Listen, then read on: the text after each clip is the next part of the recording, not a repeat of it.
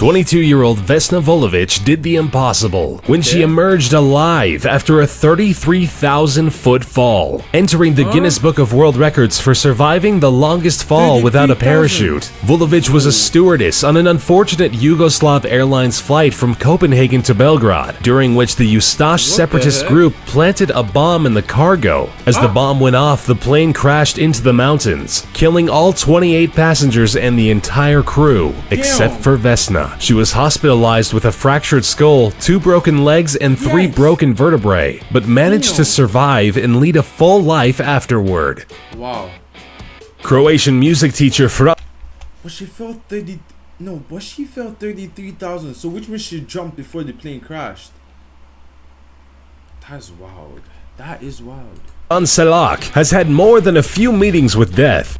Croatian music teacher Fran Selak has had more than a few meetings with death and survived all of them. Reaching the age of 85 was not a smooth ride for Selak. At the age of 33, a train Selak was on flew off the tracks into an icy river, killing 17 passengers, but not him. With a broken arm, Selak survived this close call, only to find himself in a plane 1 year later flying across Croatia. A door on the plane was blown away, and Selak was blown out of the plane with it. Believe it or not, he survived by landing on a haystack. Only 3 years later, he was on a bus.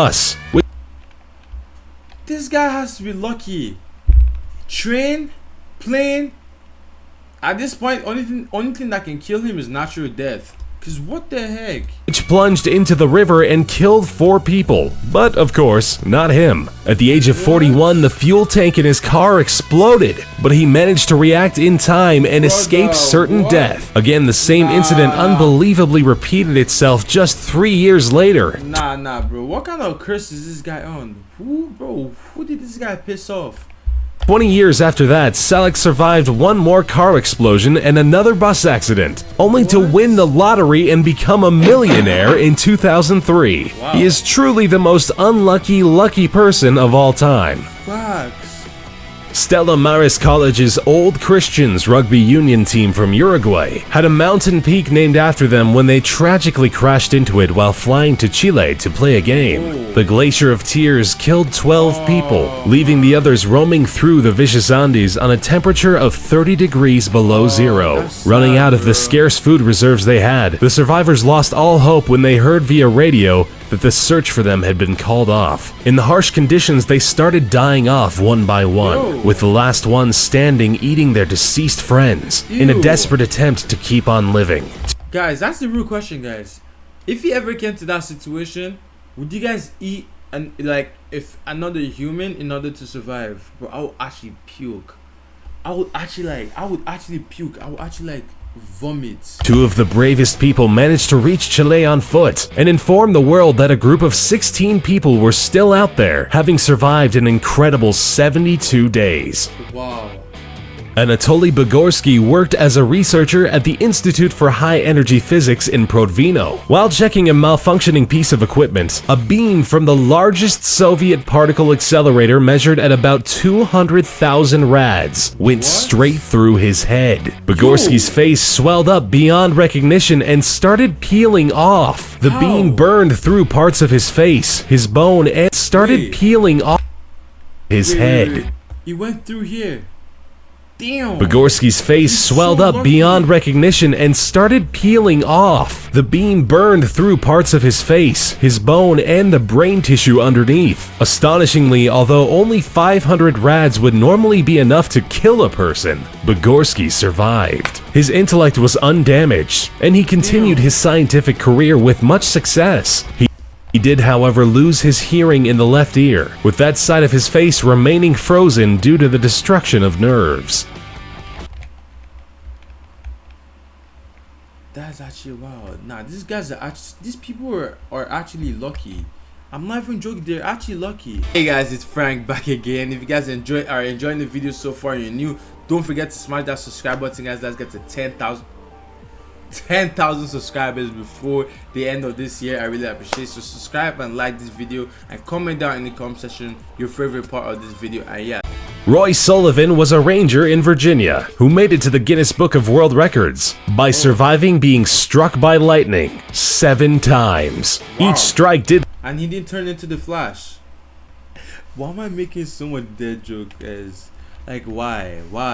Leave him scarred through. The lightning left him with minor injuries each time, such as the loss of a sick, dude. That mark is actually sick. I like it. toenail or burning off an eyebrow. But some of the incidents had more serious consequences, such as setting his hair on fire, searing a shoulder, or leaving him with chest burns. Ironically, after a series of miraculous survivals, Sullivan ended his life at the age of 71 by suicide, apparently out of reasons unrelated to his bad luck when it comes to storms. Damn, bro. May he rest in peace, man. Why? Joe Simpson and Simon Yates dared to set on the mission of scaling the west peak of the Ciudad Grande, 20,814 feet high. The mountain is part of a mountain range in the Peruvian Andes. The ascent was made famous by Simpson's book Touching the Void, in which he describes the climbing and the falling. Simpson was wounded and fell 100 feet into an ice crevasse. He managed to survive and crawl back up to base camp. It took him 3 whole days. 3 days to climb back up. Bro, I would actually see, if I fell into this place, I'll start panicking because I'll actually start panicking because this is scary, man. Survive and crawl back up to base camp. It took him 3 whole days.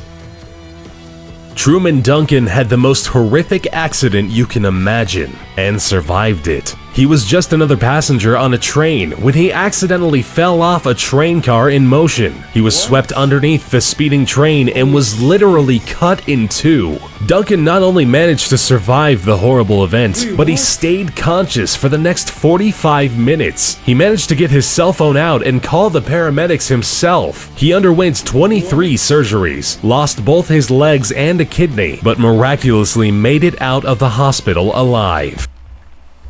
Oh, so now he only has 1 kidney. Aaron Larston was on a canyoneering trip in Blue John Canyon when a boulder fell on him. The boulder pinned his arm down, making it impossible for Larston to move. Oh, I've seen this one. And then he caught, was it that he cut off his hand?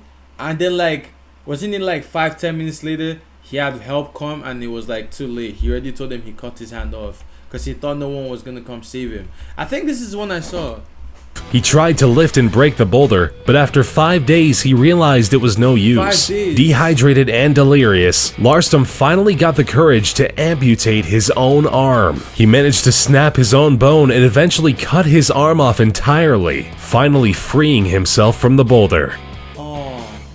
Robert Evans, a 46-year-old homeless man, was a victim of a hit and run. He was patched up in the hospital and sent away soon after. On his way back to his camp, he got into yet another accident. He was hit by a train. To be more precise, he was knocked off a narrow railroad bridge and landed in a creek. Evans ended up back in the hospital only 7 hours after his initial accident. It's pretty miraculous that he survived being hit by a car, then a train just hours later. Bro, what's going on? Don't people... Mauro Prosperi took part in a 1994 marathon called the Marathon of Sands. Taking place in Morocco, the marathon was unfortunately swept away by a sandstorm, which caused Prosperi to lose his way and left him stranded in the desert. Running in the wrong direction, he ended up in Algeria, where he took refuge in an abandoned mosque. He Bro, all the way from Morocco to Algeria. Damn. Survived 9 days by drinking his own urine and eating bats and snakes before he was found by a nomadic family who took him to an Algerian military camp where he was hospitalized. Bat and snake. That's disgusting, bro. But nah, these people are actually strong people. I can't lie. They're actually strong people. Nah, the most toughest one was the guy that had to cut his arm after 5 days because that's so much Okay, fine. That's scary, bro.